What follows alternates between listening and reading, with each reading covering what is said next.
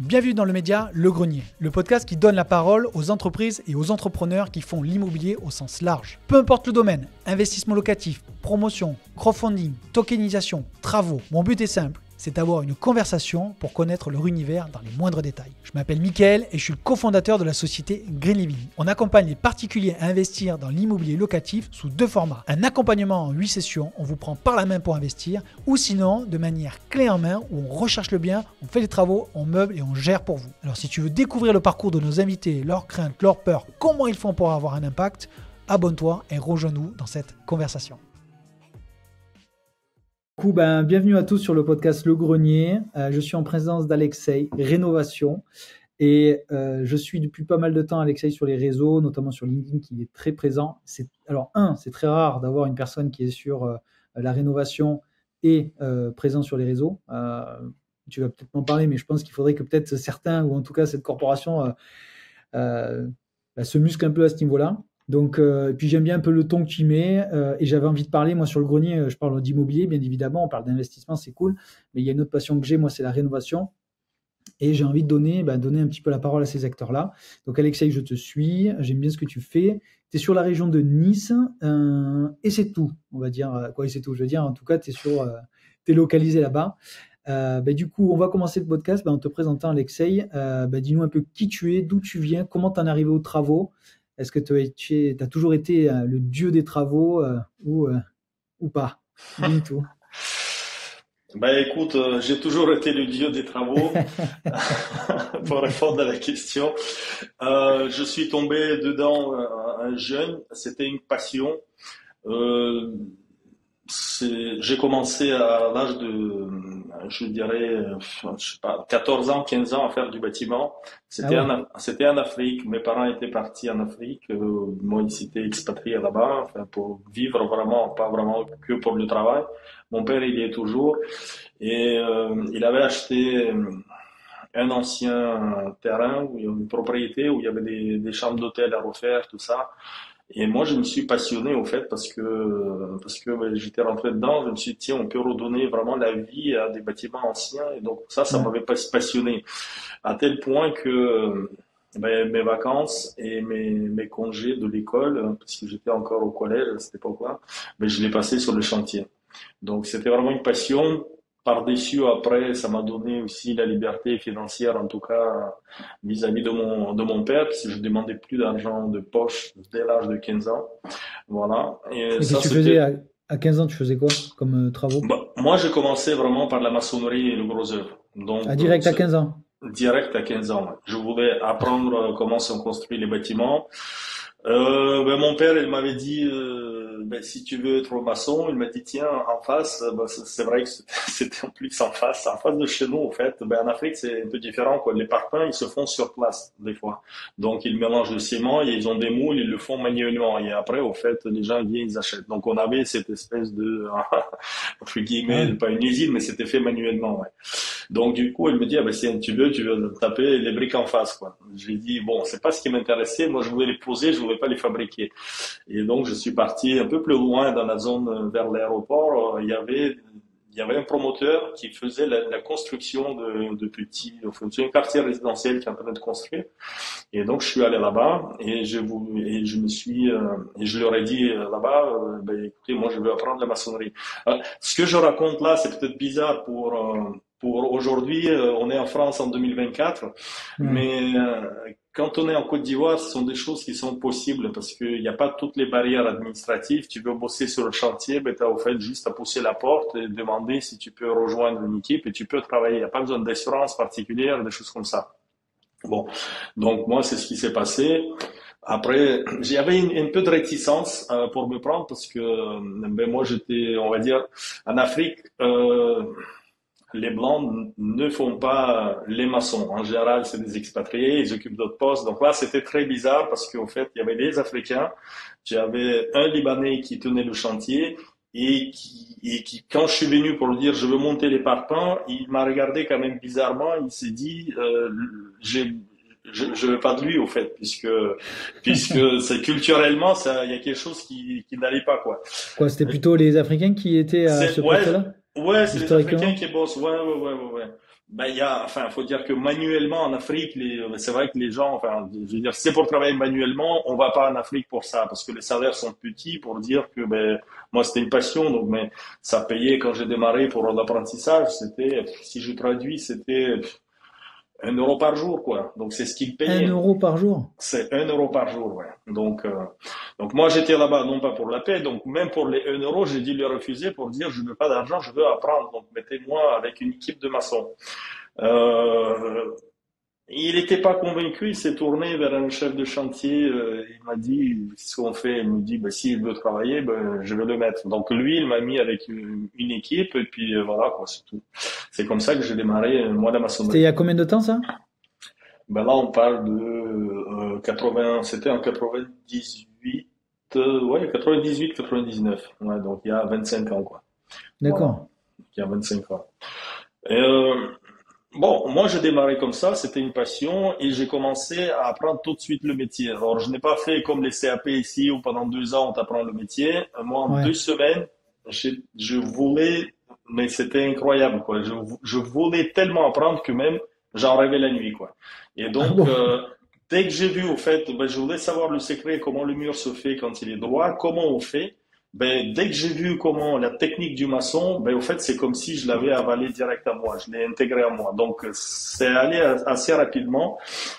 Et comme je n'avais pas assez à monter les murs, en fait, après le travail, donc après 16 heures, en fait, les équipes changeaient. Il y avait d'autres maçons, en fait, qui ne faisaient que de l'enduit. Donc, c'est du crépi au ciment, quoi. Et moi, je voulais apprendre ça également. Donc, en fin de journée, je me mettais avec eux et je travaillais aussi avec eux, du coup.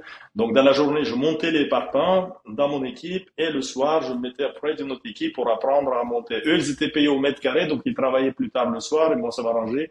Voilà, donc comme ça, j'ai appris voilà, sur la maçonnerie. Et après, ben, assez rapidement, voilà, 1 euro, c'était pas assez rapidement, puisque j'avais chez moi à faire. Donc moi, j'ai pu pratiquer un peu chez moi. Et puis bon, ben, après, de bouche à oreille, en fait, j'ai commencé à prendre mes premiers chantiers, peut-être 1 an après ça, en ville, quoi, vraiment, voilà. Et j'ai grossi comme ça. J'ai toujours eu cette facilité, peut-être parce que j'avais la bonne énergie, les gens aimaient ça autour, donc dès que quelqu'un savait que je faisais ça, bon, au fait, il préférait m'appeler moi, et puis au fait, voilà. Donc je me suis toujours occupé des vacances pour dire que je quittais la Côte d'Ivoire 6 ans après ça. Ok. Eh ben, du coup, j'avais déjà des bons chantiers, par exemple. À Abidjan, ben, j'ai rénové la façade d'une polyclinique, par exemple. Voilà. Ah, carrément, ouais. Ouais, donc c'était un bâtiment de 6 étages. Donc on a refait la maçonnerie, on a refait le carrelage, vraiment de la façade de l'immeuble. Mais Voilà. du coup, genre, t'as pas fait d'études, t'as rien fait, t'as appris sur le tas en Côte d'Ivoire. J'ai appris sur le tas en Côte Autodidacte. d'Ivoire, autodidacte, la maçonnerie et le carrelage. C'est ce que je faisais beaucoup là-bas, et poste de marbre. Voilà, c'est les corps d'état que j'ai appris là-bas. Voilà. Et puis après, en fait, comme je l'ai fait parallèlement à mes études, je faisais les week-ends, tout ça. Bon, ben voilà, quand on a 3 mois de congé en été, ben moi, je travaillais, je partais pas en vacances, quoi. Voilà. Et après, ben, quand je reprenais l'école, ben, je pouvais passer en fin de journée voir. Donc là, j'avais commencé à recruter. Donc quand je partais, j'avais déjà 8 personnes qui travaillaient pour moi. Et attends, Hein. tu es en train de me dire qu'il y a des gens qui te confiaient des marchés travaux à seize Ouais. dix-sept ans Ouais. et toi, tu gérais des huit personnes. Ouais, ouais. Mais Quand j'ai quitté, j'avais déjà une équipe de 8 personnes. Donc c'était, j'ai quitté la Côte d'Ivoire quand j'avais il n'y a qu'en Afrique qu'on 20, voit ça. 20 ans. Ouais, en Afrique, ouais, des choses sont possibles. Aujourd'hui, peut-être que c'est un peu changé, peut-être qu'il y a plus de Ouais. restrictions, tout ça, je sais pas. Mais oui, oui, en Afrique, c'était possible. C'est comme ça que ça se passait, au fait. Il n'y avait pas besoin de plus d'autres choses, il n'y avait pas besoin d'assurance, il n'y avait pas besoin de se déclarer. Donc, au fait, tu viens, le mec, s'il te fait bosser, ben, il te fait bosser. C'est comme Et tu, ça. et tu gérais la RH, tu gérais les équipes, il y avait des problèmes, je sais pas moi, les mecs. Ou ça... En fait, est-ce que c'est en Côte d'Ivoire, c'était facile, genre. Parce que bon, ici, tu as des horaires, en France, tu as des quotas, bon, bref, il y a pas mal de choses Non, non, t'as pas de règles en soi à respecter, mais tu respectes les gens avec qui tu travailles. Donc, tu fais pas 12 heures par jour, tu travailles pareil, tu fais 7, 8 heures dans la journée, voilà. Mais ce n'est pas parce que c'est imposé, c'est parce que ben, la journée du maçon, on la connaît, en fait. Voilà, Ouais, ouais, humainement, ouais. tu n'exploites pas les gens après. Donc moi, le premier, je faisais ma journée et puis c'est tout, quoi. D'accord. Mais par contre, ce que ça m'a appris, c'est ne pas glander, quoi. Donc tu fais ta journée, voilà, tu viens, tu bosses, voilà, tu viens, tu bosses. Et après, c'est à peu près, tu prends le rythme. Hein. Je n'avais pas réinventé la roue, je n'ai pas cherché à faire plus de productivité ou des choses comme ça. En ce moment-là, il n'y a pas de charge là-bas, donc t'as pas besoin d'aller vite pour payer l'URSSAF ou des choses comme ça. Donc tu as le rythme que tu as, ça tourne D'accord. bien. Voilà, si à la fin du mois pour toi, ben c'est très bien, ben c'est très bien. Si tu veux faire plus vite, embaucher plus de gars, tu peux aussi le faire. Et tu Bon, générais combien de chiffre d'affaires là-bas? oh, c'était plutôt pour dire, j'avais assez d'argent pour ne plus en demander à mon père et faire ma vie avec mes copines et tout ça, quoi. Enfin, je veux dire, voilà. Donc, on parle pas de chiffre d'affaires puisque j'avais pas un trésor et je payais pas, enfin voilà, j'avais pas d'enfants à nourrir, des choses comme ça. Non, mais en Mais fait, c'est juste pour qu'on puisse comprendre qu'à ces instants, quel volume d'affaires tu gérais. Parce qu'en fait, ça paraît quand même. C'est pas pour. Après, voilà, c'est pas pour piéger ou quoi que ce soit. Ou, si tu veux pas le dire, il n'y a ouais, pas de problème, mais c'est pour. maintenant, ça fait quand même bien 20 ans, donc j'ai du mal un peu à me souvenir. J'ai un peu de D'accord. mal à me souvenir sur les montants de ce que ça faisait. Mais comme ça, je peux donner quelques prix. Par exemple, j'étais déjà considéré assez cher. Je posais le mètre carré du carrelage à 3,50 € Ouais. et c'était déjà cher. Poser, Parce que fourni, poser? non, non, non, non, poser, la pause, Poser, la pause, seule. ok. Voilà. Hmm. Donc, pour gagner 35 €, il fallait en faire 10, voilà, par jour. Voilà. Ça donnait, voilà, ça donne le calcul à peu près des sommes qu'on gagne là-bas. C'est pas, voilà, tu gagnes pas des Ouais, ouais. millions. Voilà. Et moi, je vais pas après, on va dire, les chantiers d'État. Moi, j'avais des chantiers, c'est des particuliers. Là, l'immeuble que je parle, c'est un immeuble qui appartenait à une seule personne qui le faisait. Donc bon, voilà, il payait comme ça, que ce soit de toute façon, les meubles étaient construits de la même manière. Hein.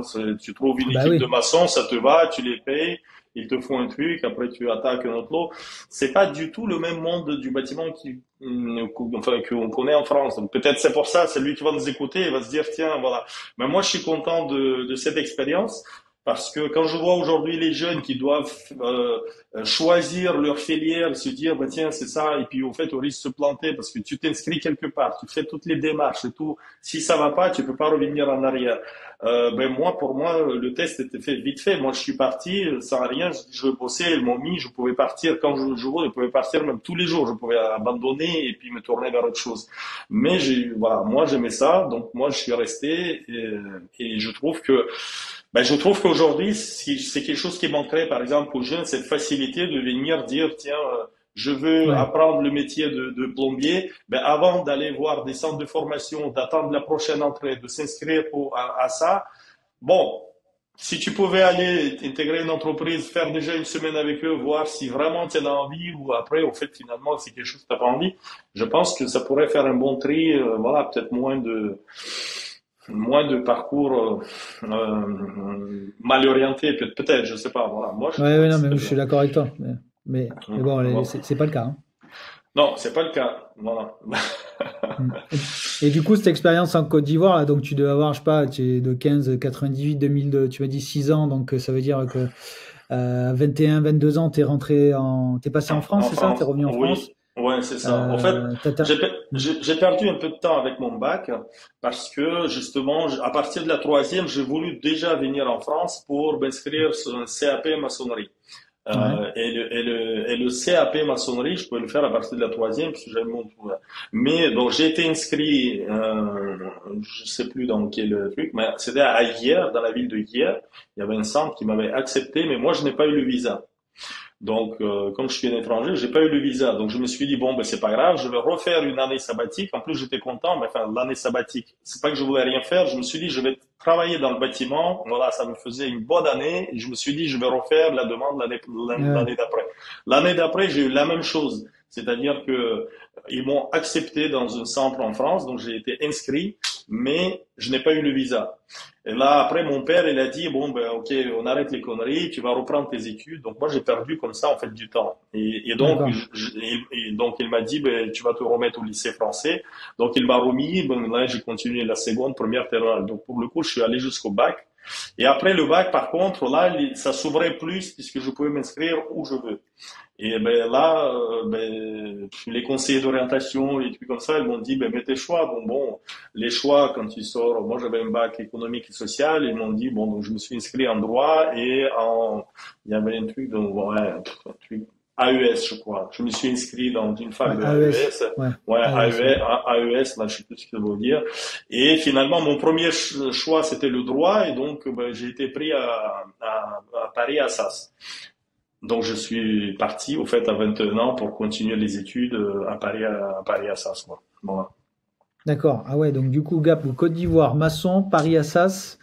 Et tu fais quoi à Paris-Assas? Ben, Tu as rénové le Louvre? Tu as fait quoi?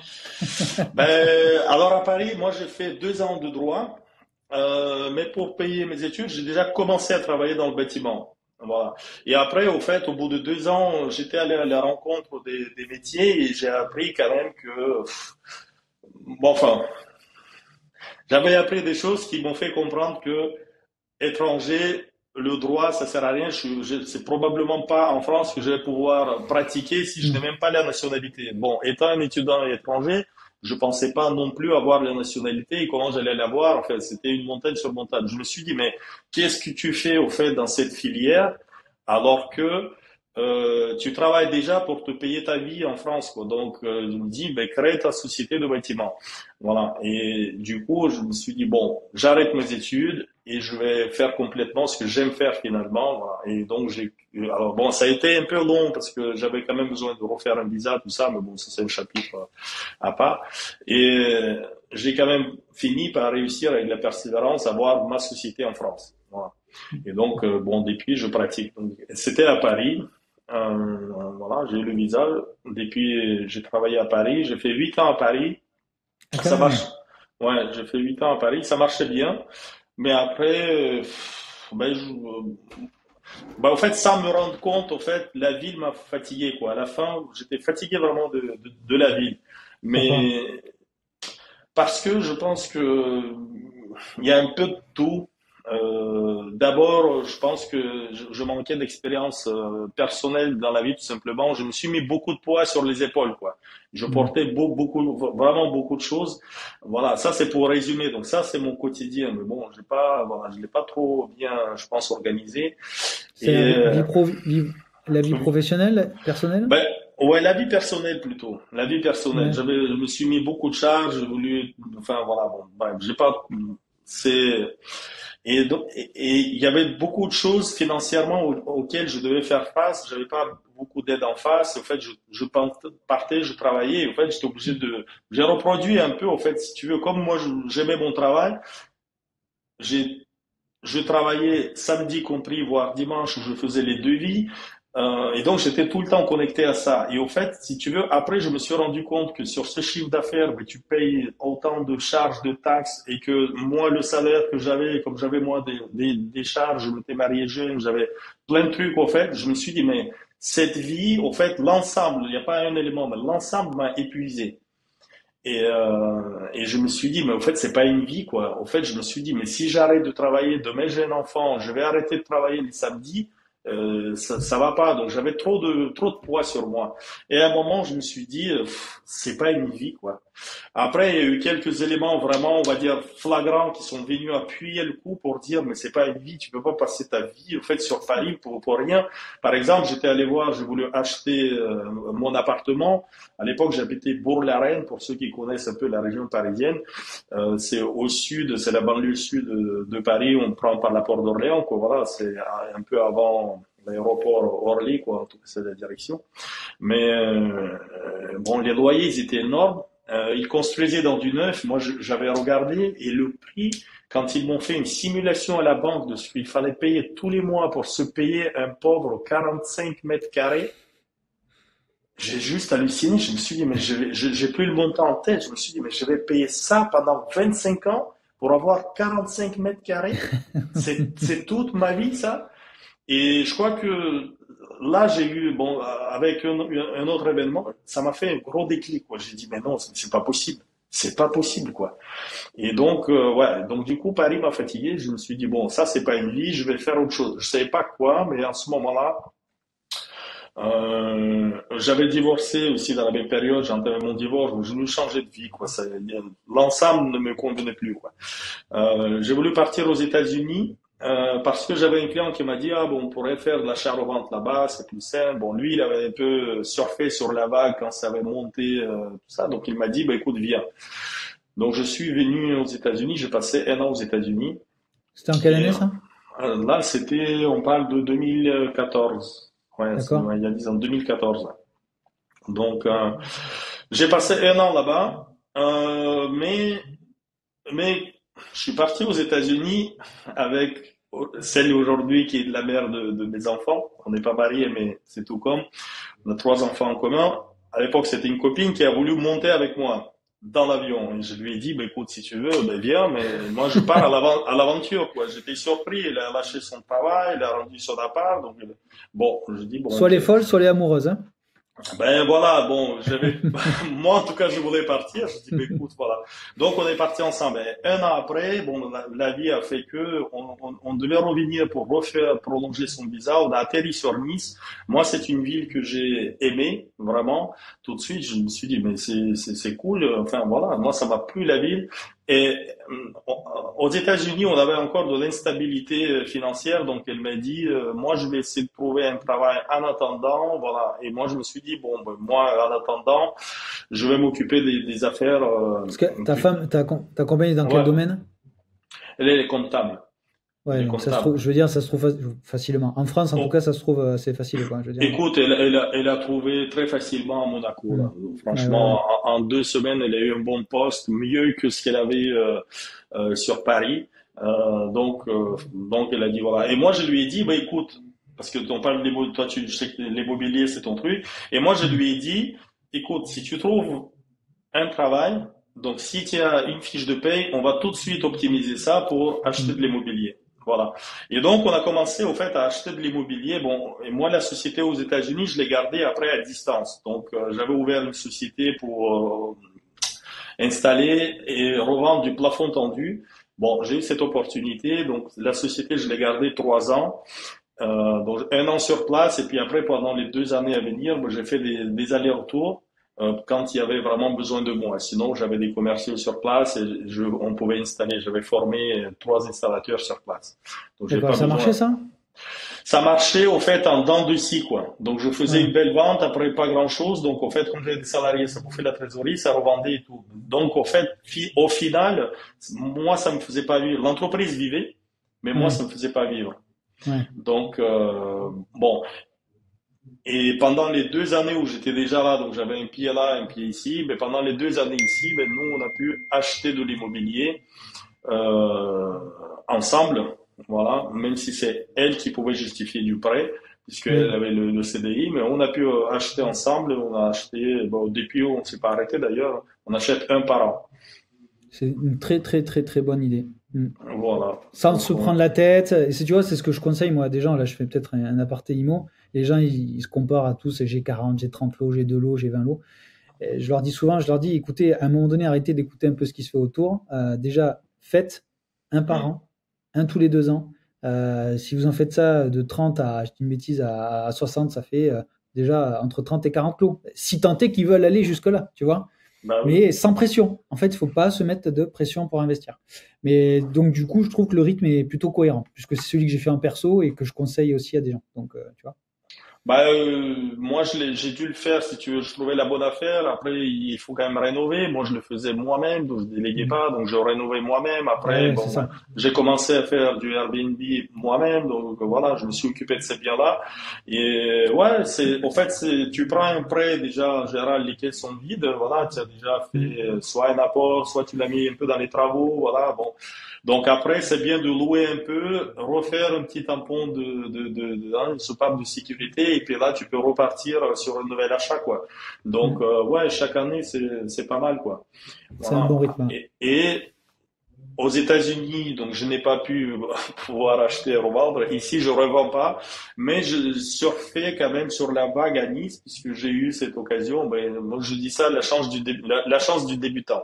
Voilà. Donc, c'est vrai qu'on était sur Là, en 7 ans, Nice, ça a quasiment doublé en prix, quoi. Ouais, Donc, c'est dingue. moi, donc mes premiers appartements que j'ai achetés il y a 7 ans, ben, aujourd'hui, ils valent le double, quoi.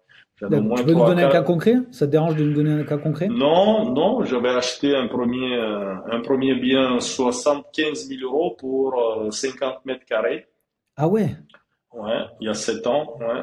putain, c'est fou. Et ben écoute, l'astuce c'est que j'avais visé un bien qui était déjà loué, donc il y avait moins de gens qui le voulaient. Eh oui. Après, peut-être que c'était un peu dans une rue que les gens, enfin les Niçois disent ouais c'est pas la rue où il faut acheter, bon peut-être, voilà. Mais ça m'a pas empêché de gagner beaucoup d'argent avec ça, parce que Et le puis, Airbnb, ah ouais. du coup, la personne est partie, tu l'as mis en Airbnb, c'est ça? Alors moi j'ai eu vraiment le coup de chance, c'est que quand je suis allé pour visiter l'appartement qui était vendu du coup avec un bail, je suis rentré dedans et la personne a dit mais moi de toute façon dans 2 mois je suis plus là parce que moi j'ai eu mon HLM. Et j'ai dit ben super, moi j'avais l'info. Bon de toute façon que c'était vrai ou faux, j'allais l'acheter puisque moi je m'étais déjà positionné dessus. Et ben le temps qu'on signe tous les papiers et tout ça. Elle était plus là. Ben, elle était plus là. Donc du coup, quand j'ai eu les clés, ben, elle était plus là. Voilà. Ouais, après, tu l'as rénové. Donc, budget global, ça t'est revenu à combien à peu près? Moi, je l'ai rénové. Bon, à l'époque, vraiment, j'ai pris de toutes mes économies. Moi, je dirais, 75, il faut ajouter les frais de notaire, c'est à peu près, on va dire, 7 500. Donc, on est à Hmm. 82 500. Et après, je pense qu'on a dû mettre 10 000 euros dedans. Mais Ouais. 10 000 euros et 10 mois de mon temps. Voilà. Alors, j'ai pas Ouais, c'est bossé 10 mois à temps plein, mais quand même pendant 10 mois, ouais, voilà, parce que financièrement, c'était chaud. On était les premiers. On est rentré des États-Unis. On n'avait pas d'économie. Donc, on l'a fait vraiment petit à petit. On achetait, au fait, en réalité, pour, voilà, 1500 un peu tous les mois, quoi. Et puis, quand on avait du matériel, moi, je le faisais, quoi. Voilà. Donc, ouais, et ce qui- après, Hmm. Non, c'est ce qui dis-moi. vaut à peu près 20-25 000 euros par une entreprise, quoi. À peu près. Si tu Ben, les fais faire. non, je pense que je, je, je pense qu'il y en a pour 35 par une entreprise. Parce qu'en général, Hmm. enfin moi, les calculs, c'est simple. Moi, je dis c'est 1 pour 3. C'est-à-dire que si vous avez 10 000 de matériaux, par entreprise, ça va vous coûter 30. Hmm. Parce que dans D'accord. la répartition, aujourd'hui, moi j'ai une boîte, enfin depuis longtemps, mais je sais que si tu achètes pour 10 000 des matériaux, en gros, on donne un tiers dans les matériaux, un tiers qui va à l'État et un tiers Hmm. qui reste dans la caisse, mais pour tous les frais généraux, donc aussi Ouais. salaire et les assurances et tout ça. Donc en général, ça fait un tiers, un tiers, un tiers. Si voilà, sinon après on est hors les clous. Ou alors peut-être si on est auto-entrepreneur, peut-être on peut Ouais, être un ouais. peu moins parce que les coûts sont pas les mêmes. Ouais, Voilà. exactement. Ouais. Donc, du coup, tu as investi sur donc là, un rythme d'un par an. Tu as fait celui-là. Ça, c'était quoi, 2015-2016 à peu près Ouais, c'est ça, ouais, c'était de notre retour, ouais, ouais, on était en plein 2015, ouais, c'est ça. D'accord. 2015, 2015, 2016. Là, on est en 2024. Oui, c'était plutôt 2016, début 2016, voilà. Et depuis, on fait un par an, ce qui fait qu'on est à 8 maintenant. Ok. Voilà. Bon, super. Mais du coup, tu as créé. Est-ce que la boîte s'appelle Alexei Rénovation ou elle a un nom Non, alors la boîte, moi je l'ai avec un associé parce que Ok. pendant que je faisais mes visites d'appartement, j'avais rencontré cet agent immobilier qui s'appelle Fabrice avec qui on s'est associé par la suite. Voilà. Et la société s'appelle Nice Travaux Rénovation. C'est pas moi qui ai donné ce nom-là, c'est Fabrice qui l'a fait. C'est bien. Au départ, c'était un peu surprenant parce que ça fait 3 mots. En réalité, c'est pas mal parce que ça aide au référencement aussi sur Google. Parce que c'est D'accord. les mots que les gens tapent. Je sais pas si lui, il avait vu exprès ou s'il avait Ouais. juste pas cherché très loin, mais en tout cas, c'était pas mal visé, quoi. Voilà. Et du coup, tu l'as pas créé de suite en rentrant des États-Unis, ça, tu as Non, fait. non. J'ai fait 3 ans, pendant 3 ans, je me suis occupé que de mes biens immobiliers. Donc j'avais madame qui travaillait, et moi j'optimisais, donc je faisais des achats. Donc pendant 3 ans, j'ai fait que ça. Donc on a acheté un bien, après on a fait un autre et un autre. Entre-temps, on avait eu un enfant, donc voilà, moi j'aimais bien l'idée de passer un peu de temps avec eux. Et j'ai commencé déjà à exploiter mes appartements en Airbnb, dont ma propre résidence principale dans laquelle j'habitais, parce que j'avais 2 pièces et moi j'ai commencé par louer la chambre qui était vide, quoi. On va dire la D'accord. chambre d'amis. Et ben ça a cartonné. Je me faisais sur Nice, mais je me faisais par mois 1500 € avec une chambre. 1 500 € pour une chambre? Ouais, 1500 € pour une chambre, ouais. Et c'est toujours le cas aujourd'hui ou c'est... Quoi, peut-être tu l'as loué? Aujourd'hui, si je le remets, ça serait pareil. Mais sauf que quand on a dépassé 3 biens immobiliers, après les banques ne voulaient plus prêter de l'argent parce qu'ils ne prennent pas en compte les revenus de Airbnb. Alors aujourd'hui, je ne sais pas si ça a changé quand tu exploites, mais eux, ils voulaient plutôt des bails meublés avec un contrat. Et là, ils pouvaient partir sur le montant parce que c'était, on va dire, un montant garanti. Ouais, Voilà. en fait, à l'époque où tu as commencé, c'était un peu le début d'Airbnb, quoi, pas le début d'Airbnb, mais en Ouais, fait, c'était un peu le c'était début, ouais. 2012. Ouais, c'est 2012-2014. Non, en fait, aujourd'hui, ils prennent 50% des Ah, revenus. ils prennent Ah 50% de ses ouais, revenus. Ouais. ouais. Non, moi, c'était catégorique, non. Voilà. Ah ouais, voilà, c'est pas tombé sur les bons, quoi. Mais bon, c'était nouveau à l'époque aussi, ils avaient pas de recul, pas d'historique, hein. Exactement. Voilà. Ils Donc là, n'avaient pas de aujourd'hui, c'est recul. différent. Mais par contre, bon, c'était pas quand même un problème parce qu'ils ne prenaient pas en compte ces revenus-là. Mais si tu les mettais de côté sur ton compte, là, la somme, ils le prenaient en tant qu'apport. Ça ne le dérangeait pas, vous voyez. Donc, Hmm. Non, mais donc, par contre, tu aurais pu avoir un problème de revenu foncier, c'est-à-dire par rapport à ta femme. C'est-à-dire que si tu générais, parce que sur les autres, parce que ta chambre, tu générais 1 500, donc ça fait 18 000 € à l'année, rien que sur une chambre. Et t'avais les deux autres appartements, c'était combien de volume de chiffre d'affaires? bon, après, en fait, plus on avançait, j'avais pas tout en même temps. Donc, quand je louais cette chambre-là, après, ça s'est cumulé, ouais, dans la troisième année, mais on est passé sur le statut de LMNP. Donc, bon, non, ça va. Les impôts, pour l'instant, ça va. Ok, d'accord. Après, après, les deux autres biens qu'on a achetés, on a switché. Donc là, on a fait la SCI. Et Ah oui, là, d'accord. c'est avec 50-50% des parts. Et là, on a acheté les deux biens ensuite via cette SCI. Voilà. D'accord. Ah, Et à quel moment tu as créé avec Fabrice Nice Travaux Rénovation? ben, je l'ai créé 3 ans après, donc ça fait 5 ans aujourd'hui, l'entreprise a 5 ans, donc en 2019. Donc 2016, ouais, voilà, ça fait 3 ans jusqu'en 2019, ben, je me suis occupé de mes biens immobiliers. Après, je ne pouvais plus acheter, même voilà, c'était plus suffisant. Il fallait quand même un revenu pour pouvoir continuer à acheter. Euh, C'est aussi la raison pour laquelle je me suis dit bon ben allez, je me remets dans le bâtiment pour travailler le bâtiment quoi. Voilà. et du coup, Fabrice, c'est un agent immobilier avec qui tu as sympathisé ou pas du tout? C'est quoi un peu l'histoire Oui, entre vous? ouais, ben l'histoire c'est que j'étais allé visiter un bien pour quelqu'un, j'ai fait une visite pour quelqu'un d'autre, c'était même pas pour moi. On a discuté un peu des travaux, l'appart était pourri, on a discuté des travaux et il a compris que je me connaissais vraiment bien quoi. Hmm. Et quelques jours après, il m'a rappelé, il m'a dit, écoute, je t'appelle pour autre chose. Je crois que tu es bien du métier. Il dit, moi j'ai vendu un appartement à un client. Mais les artisans sont trop chers dans la région, ils leur demandent 10 fois trop le prix, alors que lui, quand il a vendu, il leur a dit, avec tel budget, je pourrais vous rénover ça. Il me dit donc, là, c'est ce que j'ai envie de faire, mais moi, je peux pas superviser, il me faut un chef de chantier. Il dit, après, je peux te mettre, par exemple, 2 intérimaires, ce que tu as besoin, en fait, pour t'aider, quoi. Bon, moi, ça tombait bien. Moi, j'étais entre deux signatures, j'avais un laps de temps. Je dis, bah, écoute, si tu veux, là, je suis dispo.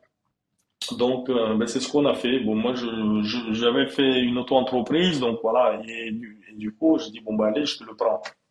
Donc, moi, je l'ai fait. Il m'a donné 2 intérimaires, dont un qui était pas bon, le deuxième, bon, ça faisait, voilà, un peu l'affaire. Donc, il m'a fait le manœuvre, quoi. Et donc j'étais rénové, il était content.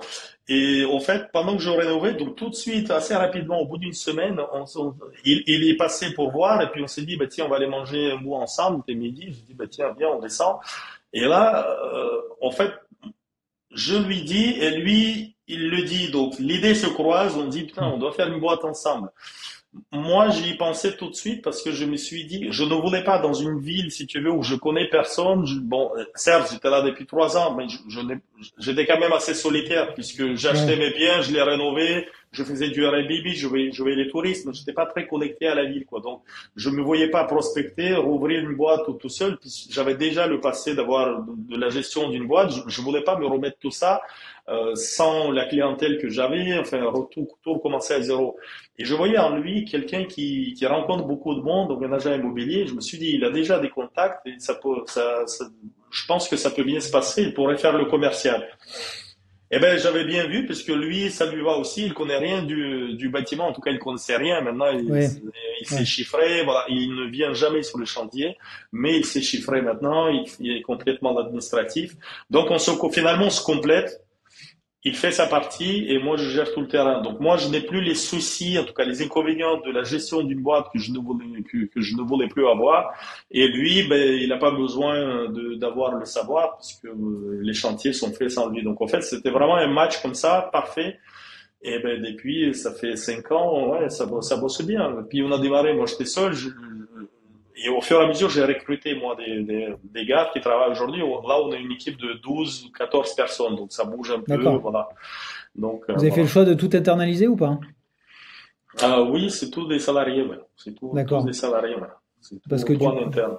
du coup, Fabrice a arrêté son métier d'agent ou immobilier Non, ou... Non, non, non, non, il non, continue? non, ouais, il continue, ouais. Il D'accord. continue. Ok. Ouais, lui aussi, c'est un peu, c'est un mec assez, il est très bosseur, ouais. Donc, du Ouais. coup, il arrive à faire son activité et puis en parallèle, ben, faire les devis, tout ça. En fait, lui, si tu veux, le téléphone sonne, donc il prend des Oui, bien rendez-vous sûr. et lui, il va aller le voir. Bon, il m'a dit que pour l'instant, il y arrive. Donc, avec le Bon. volume de travail, il y arrive. Bon, après, au fur et à mesure, on s'est réorganisé.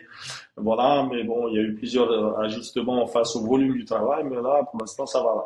Parce que qu'est-ce que vous Donc, faites comme vous en interne? Vous faites quoi? De la maçonnerie jusqu'à la plomberie, les lecs? Vous faites quoi comme poste de travaux?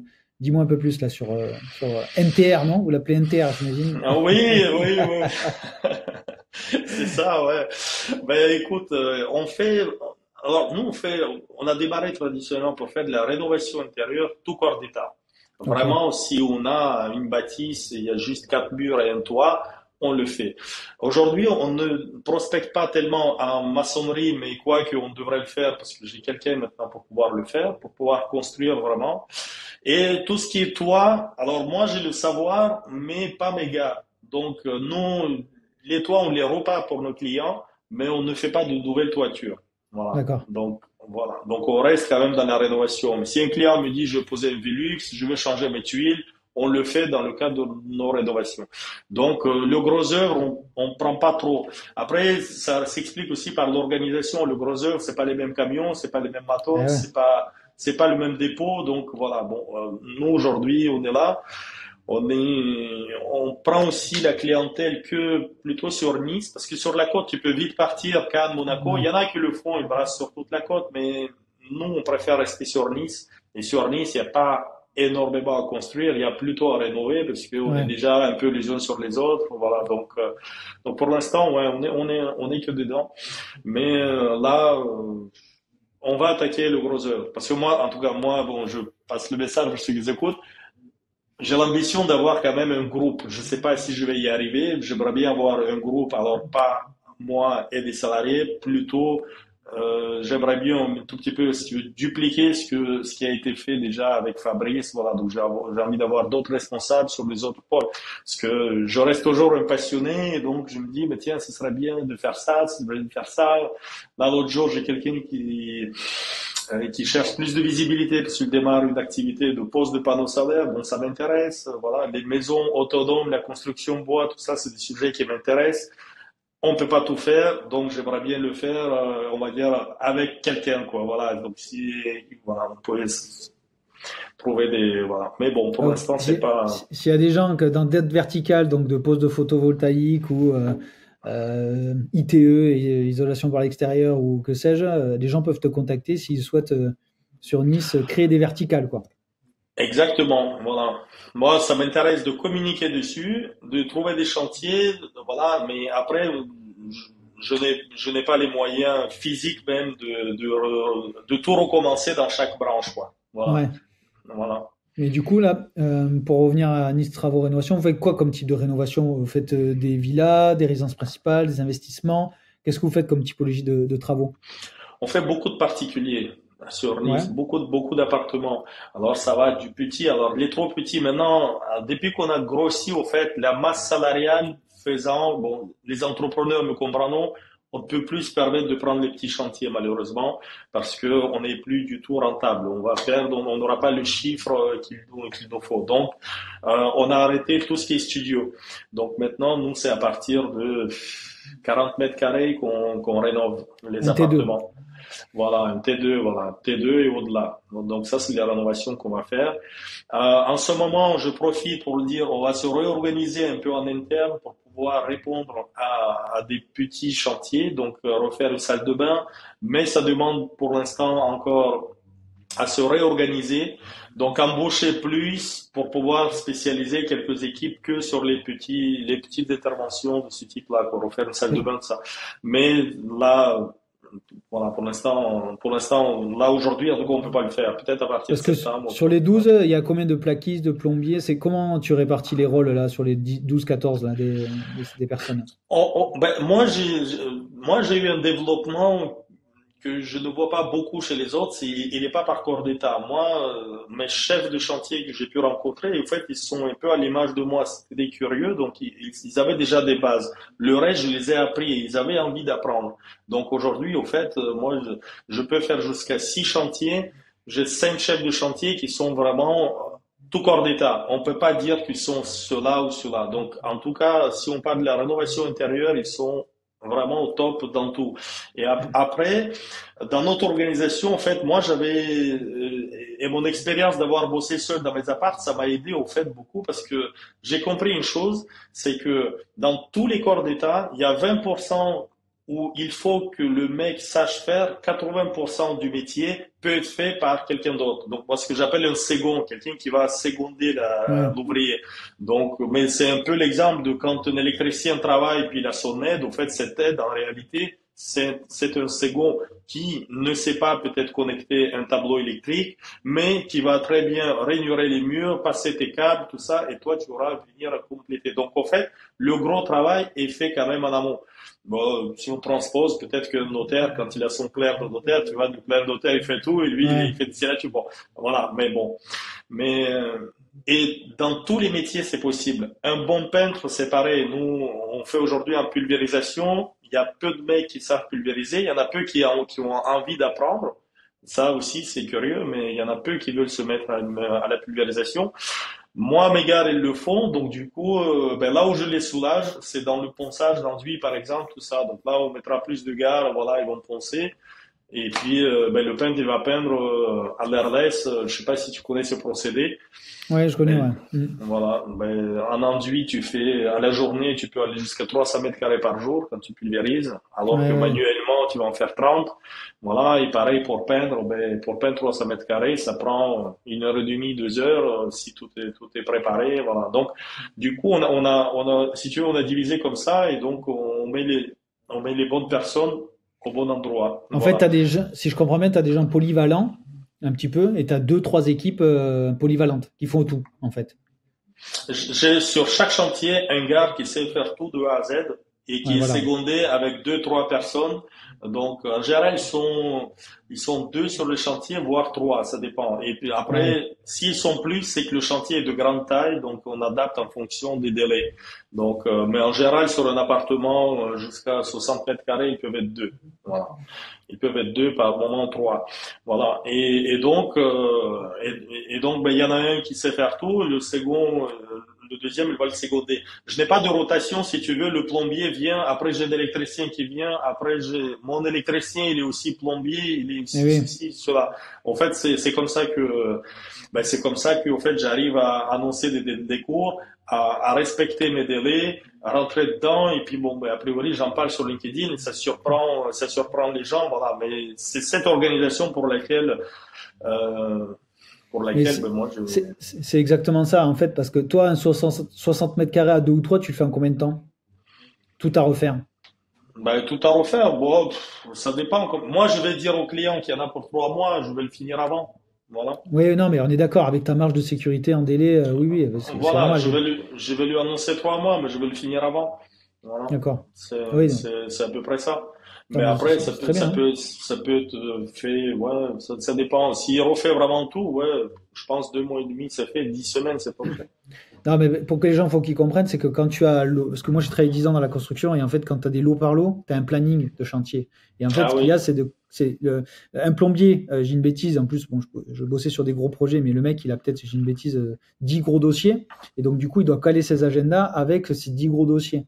Et il y a toujours des aléas. Et quand vous maîtrisez un lot, alors que toi ils sont tellement ils sont polyvalents, du coup en fait leur planning ils sont imbriqués les uns des autres. Donc en fait, s'il rencontre une galère sur les lecs, il va peut-être avancer sur la plomberie ou un enduit ou une rainure, tu vois. Donc en fait, quand tu as des gens polyvalents, et nous on en a aussi, et c'est pour ça que je comprends tout à fait que tu puisses avoir des délais pas non plus de 60 mètres carrés tout cœur d'état de 5-6 mois, quoi. Je veux dire, c'est alors que c'est Non, quand tu es en lot ouais, par ouais. lot, c'est différent.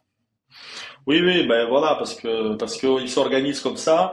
Quand on fait les tranchées, on les fait pour l'élec, pour la plombe. C'est pas d'abord l'électricien, ensuite le plombier ou les deux ensemble qui se marchent dessus, qui s'aiment pas. Enfin, on enlève tout ça. Et en même temps, il y a des corps d'état des fois qui engendrent. Je sais pas, tu fais une cloison. Franchement, des fois, je vois sur les gros chantiers comment les gens ils gèrent. Il y en a un qui pose l'ossature, il y en a un qui va venir faire. Après, il met une peau, l'autre il va doit tout poser. Une fois qu'il a fini, l'autre il doit repasser. S'il a oublié quelque chose, ben, ça recommence dans l'autre sens, parce que l'électricien ne touche pas au placo. Donc lui, il peut rien dévisser, il peut rien remettre, il y a que Mm. l'autre. Enfin bon, bref, ça s'imbrique et en fait, c'est énorme, ça fait beaucoup de gestion. Nous, chez nous, il n'y a pas tout ça. Donc une fois qu'on rentre, d'ailleurs, il y a tellement pas ça que moi, ça m'arrive des fois, on a des clients qui appellent, qui font des demandes, ils disent, ouais, non, bien, mais par contre, nous, on a notre électricien. On leur dit tout de suite, si vous avez votre électricien, trouvez votre plombier et votre peintre aussi. Parce que nous, soit on fait tout, soit on fait pas. Parce que sinon, après, on se retrouve avec un électricien, tu le connais pas, tu sais pas comment il travaille, Ouais, tu sais pas s'il ouais. va être là à l'heure, est-ce qu'il va être dans le délai, s'il va pas te casser les pieds en plus. Et donc, nous aujourd'hui, on les accepte pas. Pas qu'on ne veut pas travailler avec eux. C'est arrivé peut-être une ou deux fois où la personne a vraiment dit, ah oui, non, mais attendez, il est vraiment très bien, je vais voir avec lui. Donc, il nous l'a mis dans les pattes. On l'a prévenu que, et voilà, il faudra bosser, quoi. Quand, c'est pas nous qui allons nous mettre à son rythme, c'est, voilà. Il est Donc, rentré dans votre moule. il est rentré dans notre moule, donc il nous a pas gênés, voilà. D'accord. Mais voilà, parce que sinon, autrement, on peut pas passer Mais est-ce son que tu temps. t'es posé la question de te faire sous-traitance à 100%? Est-ce que ça a été est-ce que ça a été une réflexion ou pas avec Fabrice ou toi-même, je sais pas. Non, la sous-traitance n'a jamais été notre politique depuis le départ. Pourquoi? Parce que nous, on veut pouvoir compter sur des mecs le matin. On veut savoir qu'à 8 heures du matin, ils sont là. Le sous-traitant, tu ne peux pas avoir cette... Si tu le connais, évidemment, qu'il est... Je ne veux pas aujourd'hui dénigrer les relations qui existent mais il faut pouvoir les trouver. Donc, moi, je n'ai pas trouvé. Et ça, c'est un premier problème. Donc, il faut pouvoir compter sur eux. Il faut pouvoir sous-traiter de sorte qu'ils respectent ton planning. Parce qu'il n'y a rien de pire que de dire, OK, j'ai trouvé le sous-traitant. Et lui, il te dit, oh, mais attends, j'ai pas fini le chantier, j'ai un retard. Il te colle le retard. Et si on parle de l'organisation dont on vient de parler, où chacun Mm. passe après l'autre, ben, au fait, lui, il te colle le retard. Et qu'est-ce que tu fais? Ben, en fait, tu passes ton temps à te justifier auprès du client, quoi. Donc ça, c'est un autre problème. Et il y a quand même un troisième problème fondamental.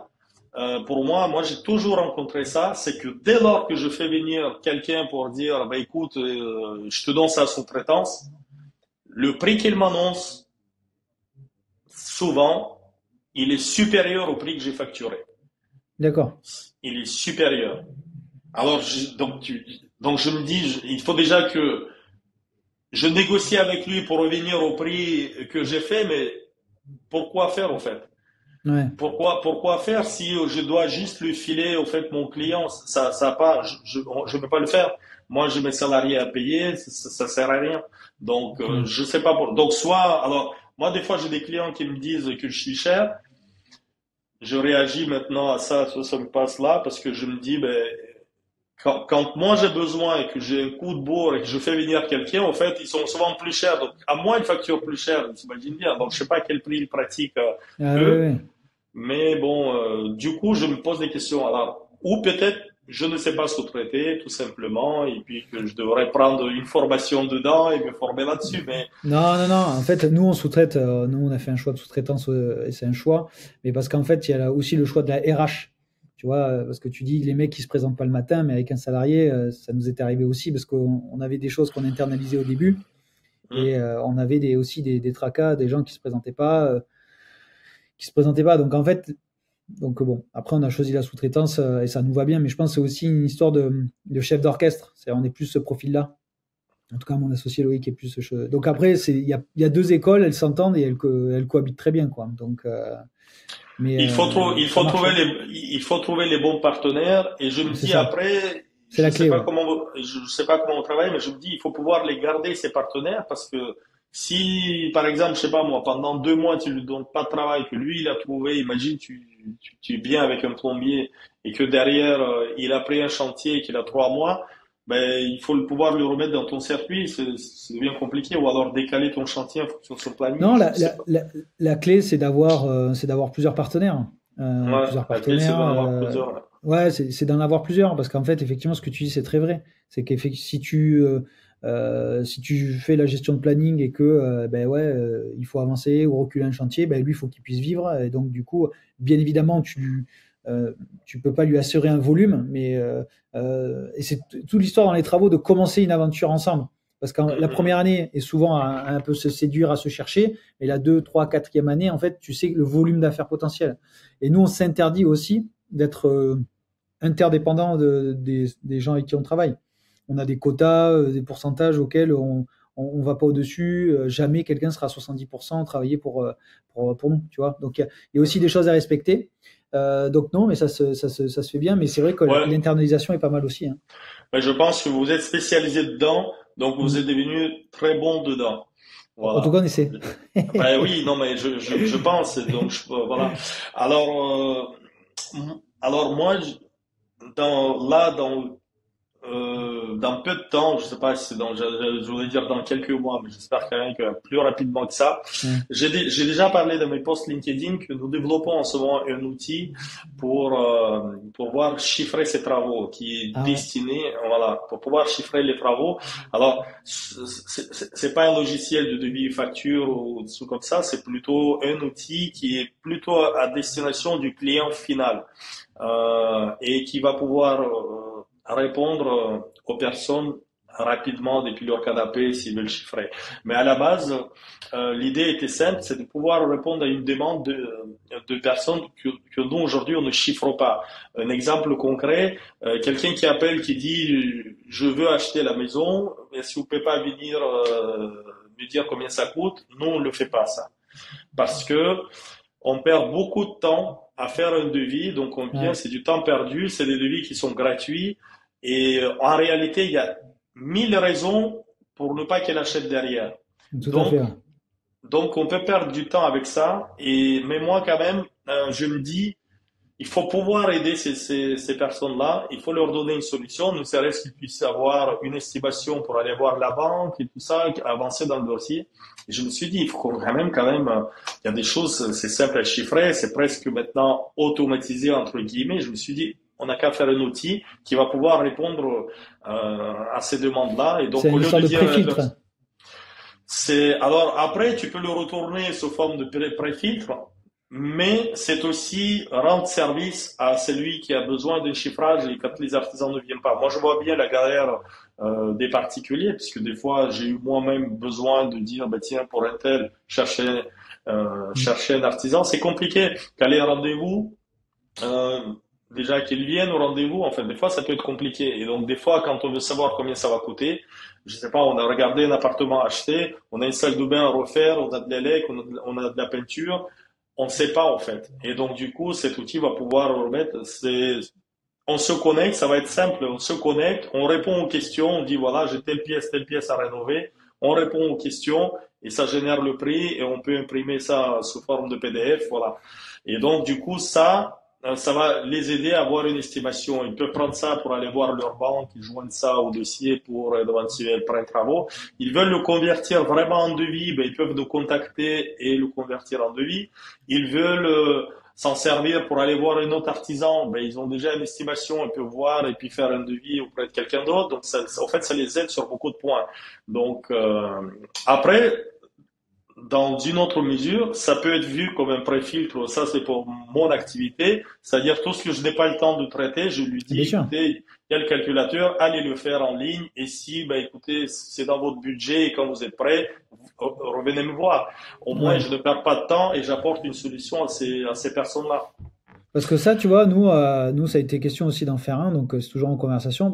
Mais le truc qu'on trouve avec les estimateurs, c'est qu'en fait, les gens ont tendance soit à oublier des postes, ça arrive, soit à minimiser les postes. Et souvent, tu vois, il y a des personnes chez qui, moi, avant que j'ai la société, j'ai fait des estimations, mais souvent, les prix individuels étaient, mais en fait, j'ai l'impression qu'ils se protégeaient en prix, tu vois.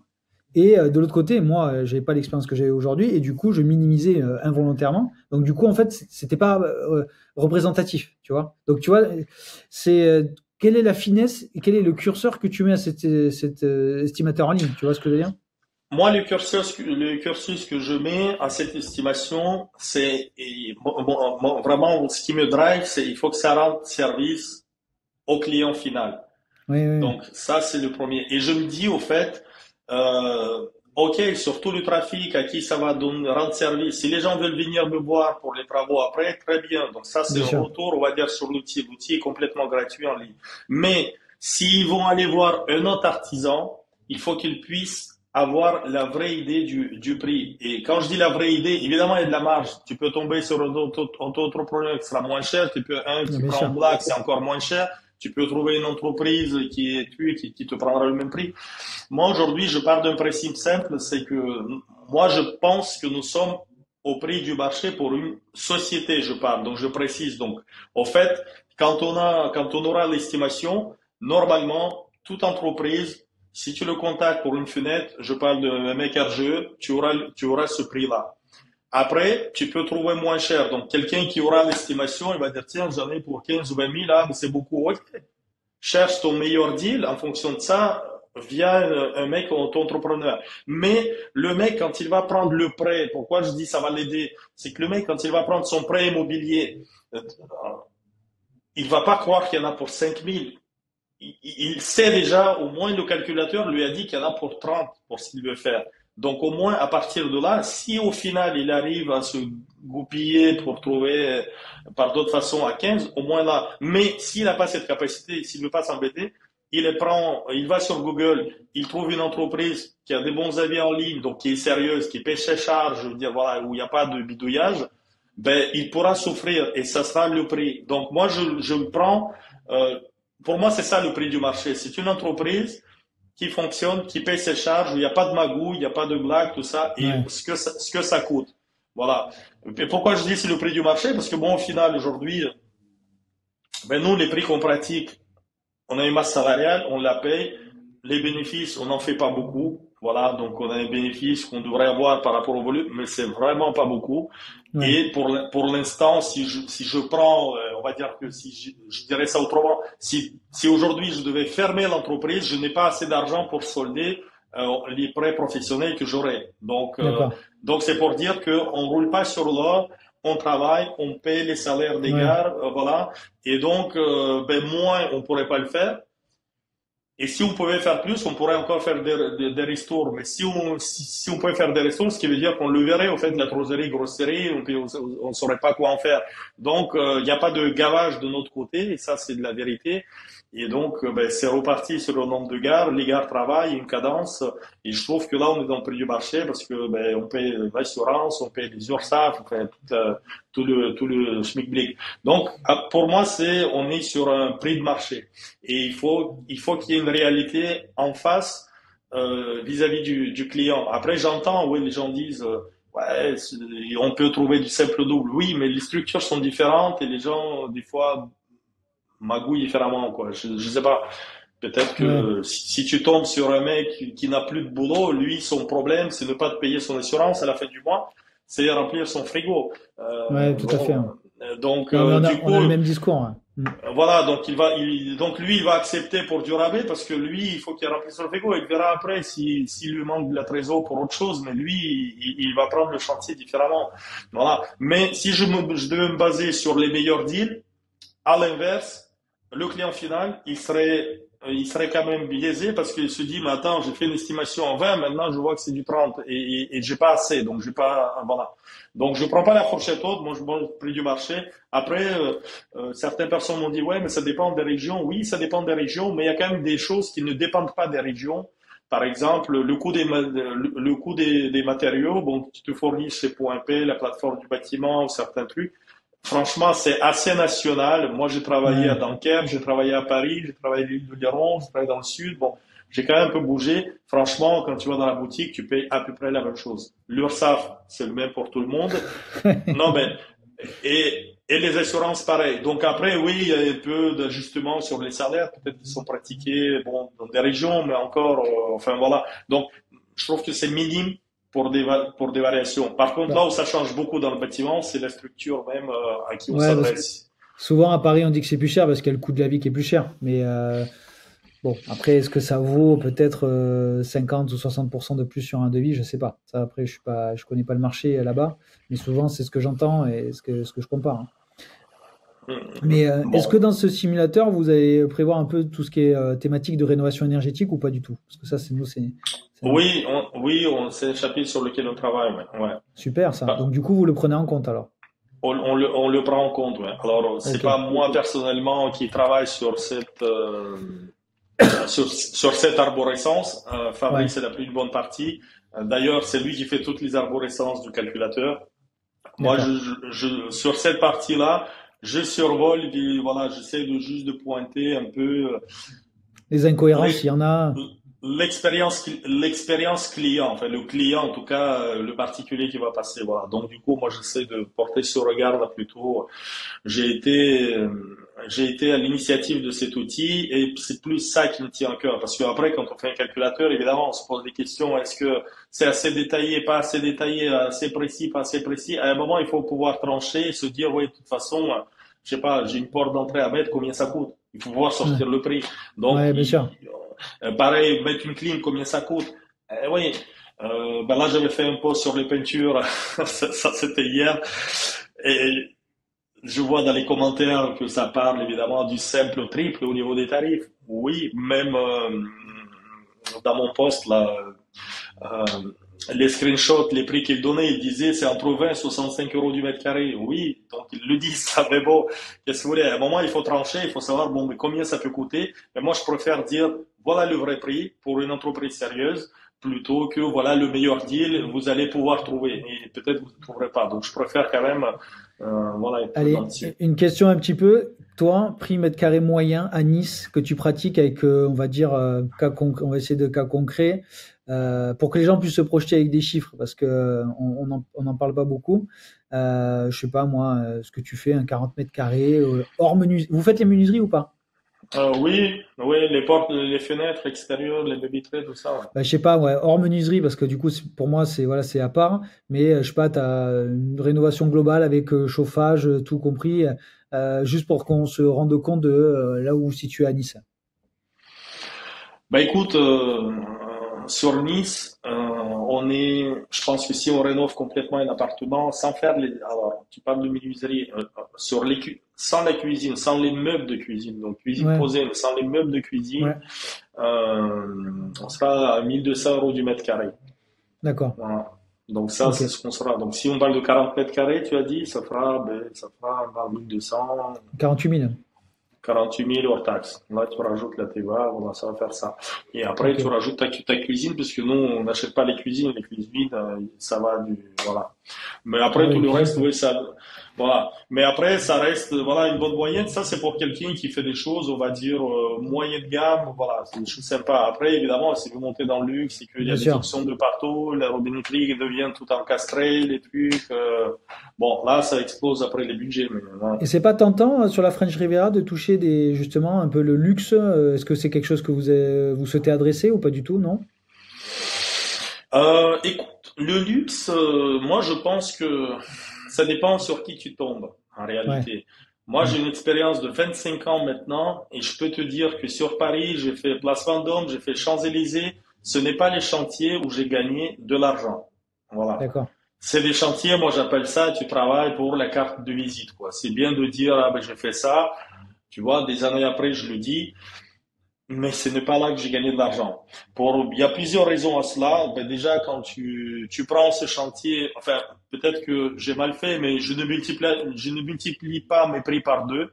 Souvent, les gens, ils disent, ah ben, je veux le parquet. Au fait, souvent, ça devient du luxe par les matériaux qu'ils achètent, mais pas tellement parce qu'ils paient à l'artisan. Donc, ils Ouais, acceptent pas tellement à doubler le prix de l'artisan. Par contre, ça ne les dérange pas de ramener un carrelage qui vaut 200 euros du mètre carré, quoi. ouais, Et voilà. Donc finalement, tu prends quand même on va dire un tout petit peu du risque. Tu travailles avec des normes formats. Si on parle du carrelage, tu prends plus de temps. Donc c'est pas là où on va. Et tu as toutes les contraintes enfin, en tout cas sur Paris, c'était les beaux quartiers. Mais pour se garer, c'est une misère et tout. Enfin bref.